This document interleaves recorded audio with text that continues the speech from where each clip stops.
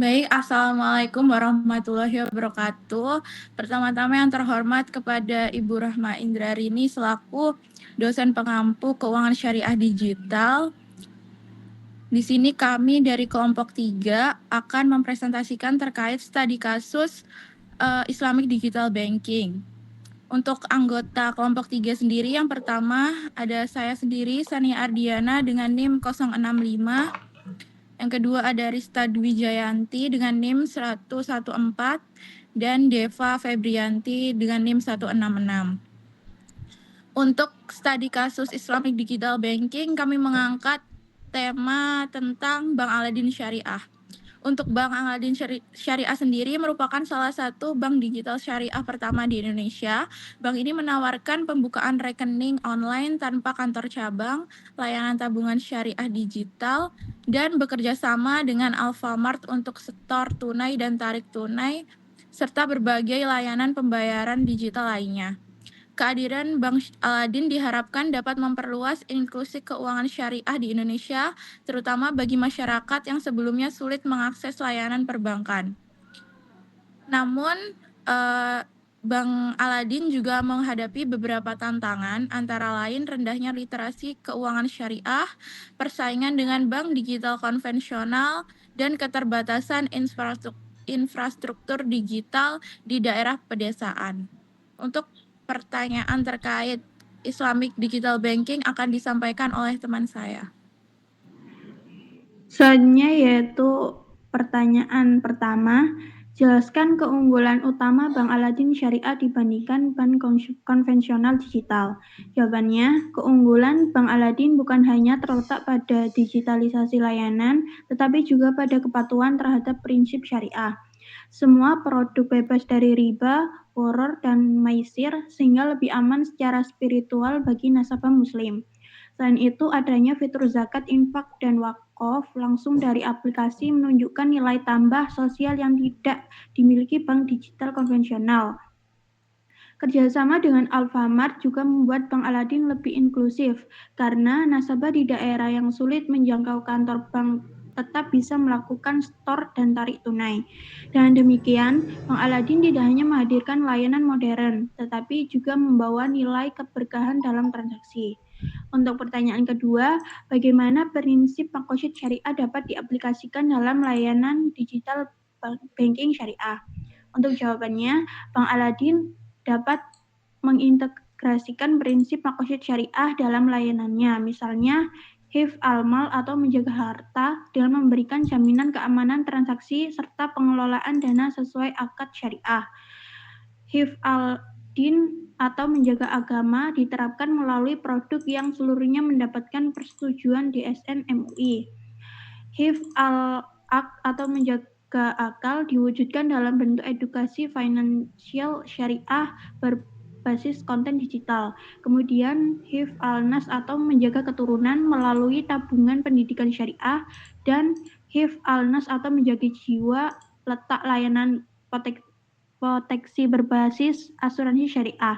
Dengan demikian, layanan digital tidak hanya efisien tetapi juga selaras dengan tujuan utama syariah. Untuk pertanyaan ketiga, menurut Anda strategi apa yang sebaiknya dilakukan Bank Aladin untuk meningkatkan literasi keuangan syariah di kalangan generasi muda? Jawabannya, untuk generasi muda, literasi keuangan syariah perlu dikemas secara kreatif. Bank Aladin dapat menghadirkan gamifikasi menabung, misalnya challenge harian atau mingguan dengan reward tertentu. Selain itu, kolaborasi dengan influencer muslim muda di media sosial dapat membantu menjelaskan konsep syariah dengan cara yang lebih mudah dipahami. Bank Aladin juga bisa membentuk komunitas digital seperti Hijrah Financial Movement agar anak muda merasa menjadi bagian dari sebuah gerakan positif. Terakhir, konten edukasi bisa dibuat dengan konsep edutainment seperti video singkat yang membandingkan mitos dan fakta soal bunga dan bagi hasil. Pendekatan ini akan lebih menarik bagi generasi muda yang cenderung cepat bosan dengan penjelasan teoritis. Untuk yang pertanyaan keempat, identifikasikan risiko yang memungkinkan muncul dalam operasional bank digital dan berikan solusi untuk mengatasinya. Untuk jawabannya, sebagai bank digital, Bank Aladin menghadapi beberapa risiko. Pertama, risiko teknologi seperti cyber attack dan kebocoran data. Solusinya adalah memperkuat sistem enkripsi menggunakan blockchain serta AI untuk mendeteksi fraud. Kedua, risiko kepatuhan syariah jika akad tidak sesuai prinsip Islam. Hal ini bisa diatasi dengan sistem monitoring syariah otomatis yang diawasi langsung oleh Dewan Pengawas Syariah. Ketiga, risiko literasi, yakni kesalahpahaman nasabah terhadap produk syariah. Solusinya adalah menyediakan penjelasan akad yang singkat dan jelas sebelum nasabah menggunakan produk. Keempat, risiko infrastruktur, terutama di daerah pedesaan dengan internet terbatas. Solusinya adalah memperluas jaringan agen seperti Alfamart atau warung untuk menjembatani layanan offline dan online. Dan untuk pertanyaan terakhir, bandingkan pendekatan layanan Bank Aladin dengan bank syariah tradisional atau yang masih banyak mengandalkan cabang fisik. Untuk jawabannya, bank syariah tradisional masih sangat bergantung pada kantor cabang fisik. Prosesnya cenderung lebih lambat, birokrasi, dan terbatas di kota besar.